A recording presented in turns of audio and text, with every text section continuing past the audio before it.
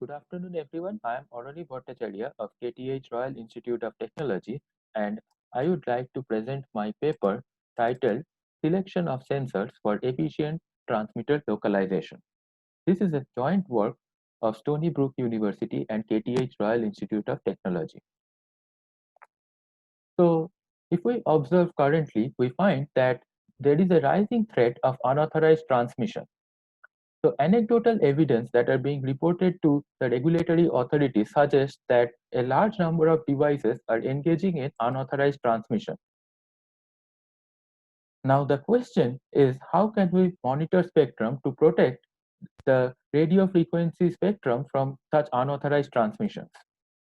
So spectrum can be protected using a distributed spectrum monitoring system. In a distributed spectrum monitoring system, a number of spectrum sensors are used to monitor spectrum. So these spectrum sensors send their data to a fusion center where the fusion center identifies the location of the unauthorized transmission. So the standard way of utilizing this distributed spectrum monitoring system is to use crowdsourcing, which can allow deployment of a large number of cheap but potentially noisy spectrum sensors. Now, the fusion center has to use a robust form of localization algorithm to reduce the impact of noise from the sensors. However, we find that running sensors has a recurring cost.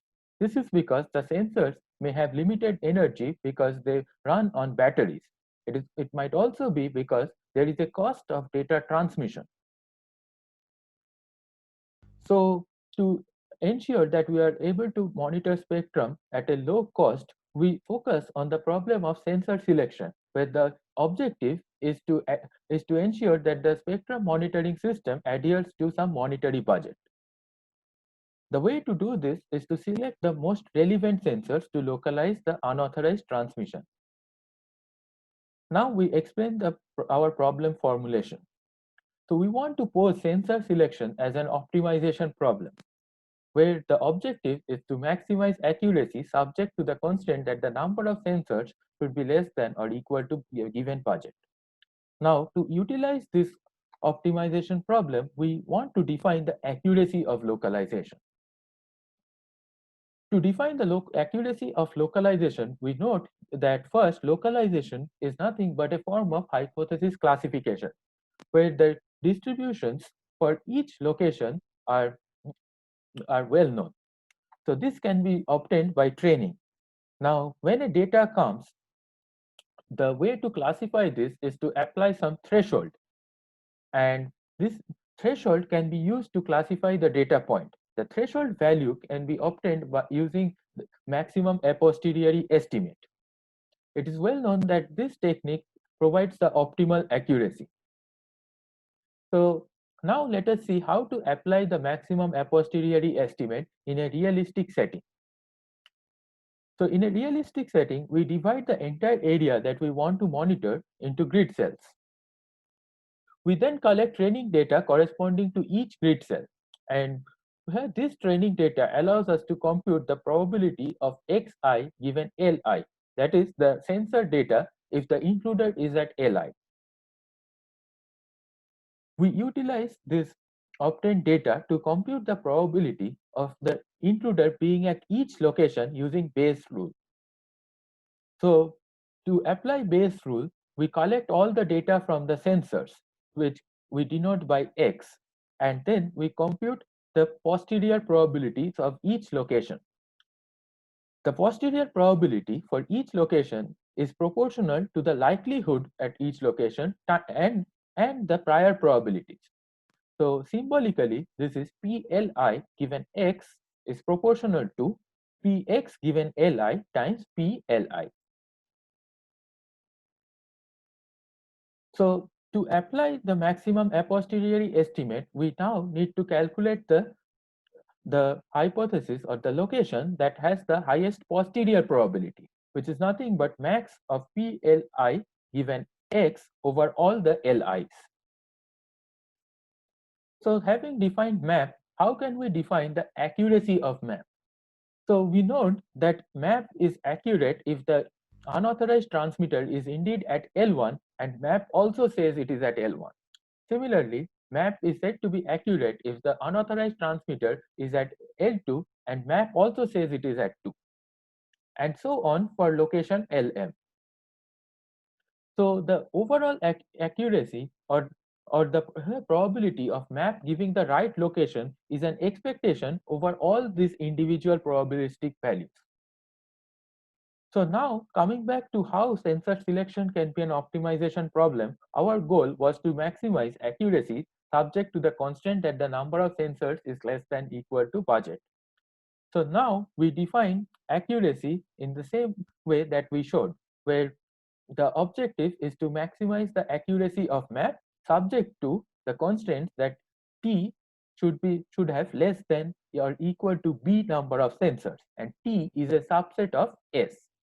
So T here is the selected number of sensors. Now this is a variant of stochastic set cover problem, which is NP-hard, and our goal is to find an approximate solution. So we now discuss our own algorithm. So first, there is a greedy algorithm that is well known to provide a good approximate result in many circumstances. So the greedy algorithm works as follows. We start with an empty subset, that is T is equal to 5. For all available sensors Sk in S but not in T, we compute the amount of gain GTSK and select the one with highest gain. How do we compute the value of gain? Since we have defined the value of accuracy of map, we say that the gain is nothing but the amount of improvement in accuracy that we obtain when we add the sensor Sk to T. Once we compute the gain, we select the one that gives the highest gain and we check on adding it to our subset if we have reached the budget. If not, then we keep repeating this process, and if yes, then we return the selected subset of sensor. This technique gives an approximation factor of 1 minus 1 by E subject to certain conditions. We now look at what are those certain conditions. So the first condition that the objective function must satisfy is that the objective has to be monotone in nature. That is, no sensor should have a negative gain. So when we increase the size of subset, the accuracy of localization should keep increasing. The second objective should be that the accuracy should be submodular in nature. That is, the gain should follow the law of diminishing returns. So when we increase the size of subset, the amount of gain should keep reducing. It's well known that if the objective function satisfies these two criteria, then the greedy algorithm provides a good approximation result. We now consider the case of the simple case of having just two locations. In this case, the probability of map T equal to I, given that Li is true, is given by the formula phi of half root over Pj minus Pi transpose sigma inverse Pj minus Pi, where phi is the CDF of standard normal distribution, Pi and Pj is the means of the given location, and sigma is the covariance matrix of distributions. From the property of phi, we note that the gain is always positive and it also reduces with an increase in the value of t. So we now look at the general case of multiple location. In this case, we note that the gain is not so simple and there are a lot of cross product terms involving phi. And when we analyze this, we find that because of the property of phi, it is still positive.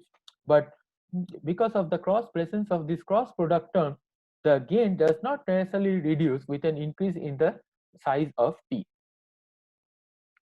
So when we ask ourselves the question whether the accuracy of classification satisfies these criteria, we note that yes, it does satisfy the criteria of monotonicity, but it does not satisfy in general the criteria of submodularity. So using the greedy algorithm does not give us a good approximate result. And we verified this using example, where we find that indeed the accuracy of localization is not submodular due to the presence of this cross product term. The question is, can we design an auxiliary monotone submodular objective? So the idea is to approximate the cross product terms by this formula where it is approximately equal to 1 minus summation of these terms.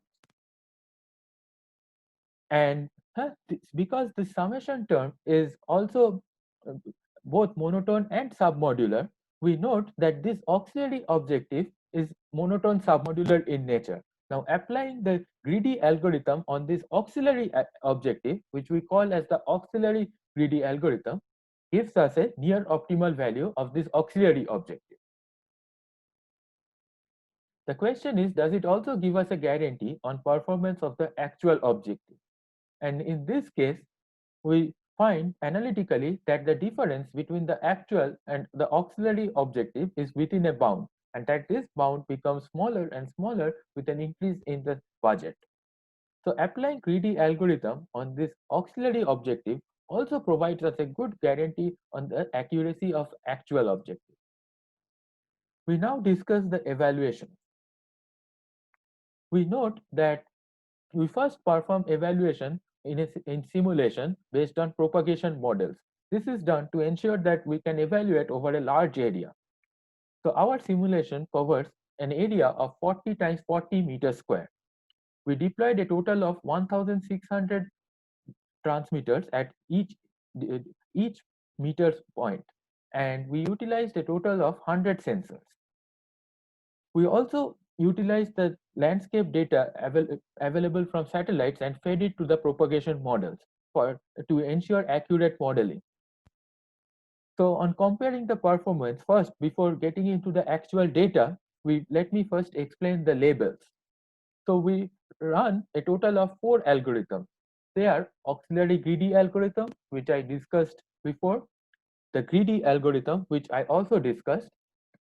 The other state of the art is the coverage algorithm, which maximizes the coverage area of sensors, which was proposed in Mobicom 2017, and a baseline technique of selecting sensors randomly.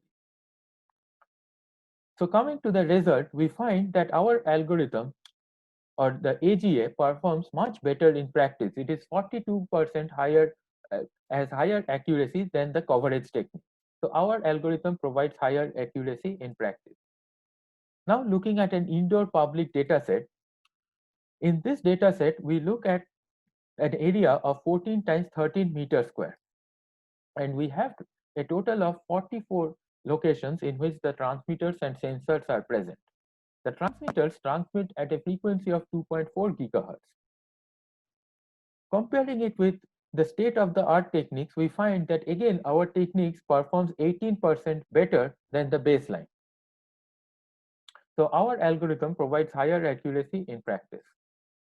So now coming to the time complexity of our algorithm, we find that our algorithm has a time complexity of S times B, where S is the total number of available sensors and B is the available budget. Interestingly, the time complexity does not depend on the number of grid cells, although there is a small constant factor that increases with an increase in the size of the grids. So on a state-of-the-art machine, we run it on large instances, we find that even when the number of grid cells is 6,400, the number of sensors is equal to 100, and the budget is 20, which is considered to be a very large instance of the problem. The execution time is only around 1 minute. So this is considered to be really fast in practice. Now to summarize this presentation, first I discussed why we need sensor selection to localize transmitter. I then explained a sensor selection technique that utilizes submodularity. So this sensor selection technique has to utilize an auxiliary objective to get the full benefit of submodularity. We then evaluated and showed that in 2 different cases, it shows a large improvement in accuracy, and also that it runs fast over large instances. So in summary, we can say that our algorithm works better in practice than existing state of the art. If you want to get additional details and data set, please check this web page. Thank you, and if you have any questions, I'll be happy to answer.